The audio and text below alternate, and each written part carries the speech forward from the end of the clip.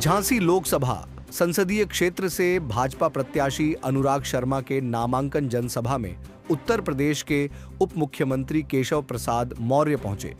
उन्होंने जनसभा को संबोधित करते हुए लोगों से भाजपा के प्रत्याशी को समर्थन और वोट देने के लिए अपील की। जनता को संबोधित करने के बाद डिप्टी सीएम नामांकन रथ पर चढ़े और कुछ देर तक रोड शो में भी हिस्सा लिया। उप मुख्यमंत्री केशव प्रसाद मौर्य ने कहा कि सपा, बसपा, कांग्रेस तीनों आईसीयू में पड़ी हैं। इनको ऑक्सीजन मत देना। सपा की सरकार याद करिए।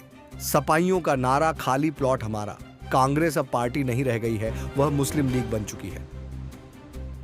खाता नहीं खुला, साइकिल पंचर हो गई, हाथी उड़ गया, पंजे को जनता ने मरोड़ करके बाहर कर दिया। मैं नहीं जानता यहाँ सपा वाला लड़ रहा है। कांग्रेस ये खाते में आई, कांग्रेस के खाते में सीट आई है, लेकिन कांग्रेस तो सपा, बसपा, कांग्रेस तीनों आईसीयू में पड़ी हुई है। इनको कोई ऑक्सीजन देगा क्या? जोर से बताओ, देगा क्या कोई ऑक्सीजन? इनको ऑक्सीजन नहीं देना है। नहीं तो सपा की सरकार याद करिए, 2017 से पहले चाहे झांसी हो, चाहे काशी हो, चाहे गाजीपुर हो, चाहे गाजियाबाद हो, चाहे सोनभद्र हो, चाहे सहारनपुर हो, सफाइयों का नारा खाली प्लाट हमारा रहता था। सरकार थी जिस गाड़ी में सपा का झंडा, उस गाड़ी में बैठा गुंडा। बताओ रहता था कि नहीं रहता था? सही सही बताओ, मैं जो बोल रहा हूँ सही बोल रहा हूँ कि नहीं बोल रहा हूँ? जिस गाड़ी में सपा का झंडा, उस गाड़ी में बैठा गुंडा। सपा की सरकार में गुंडागर्दी, अपराध, माफियागिरी या सब आम बात थी। लेकिन अभी श्री अखिलेश यादव जी कुछ दिन पहले एक माफिया की मौत हो गई बीमारी से, यही बुंदेलखंड की जेल में बंद था। उस माफिया की कब्र पर फतिहा पढ़ने गए थे। मालूम है आप लोगों को?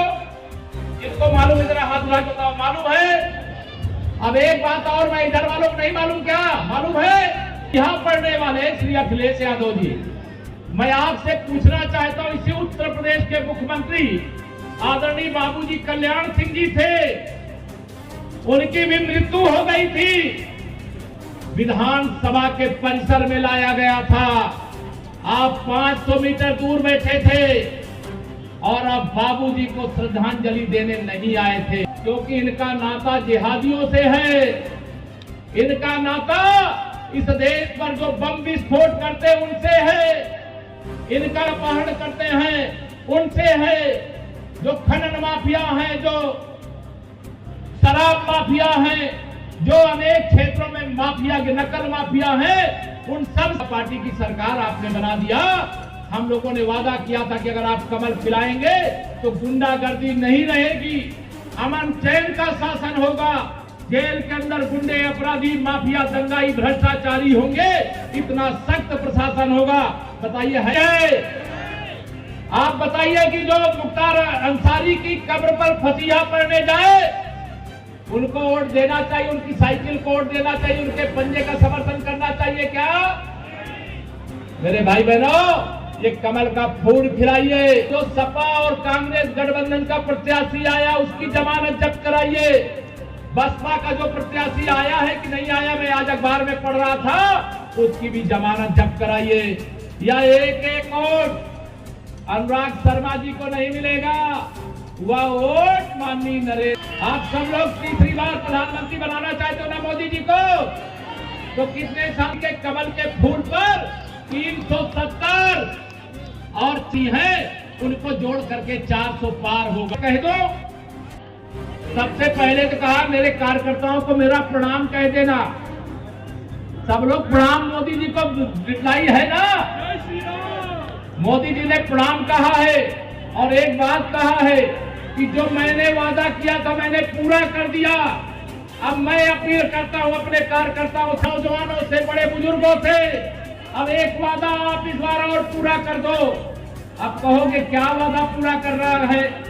तो 2019 में जब कमल का बटन आप दबाए थे, तब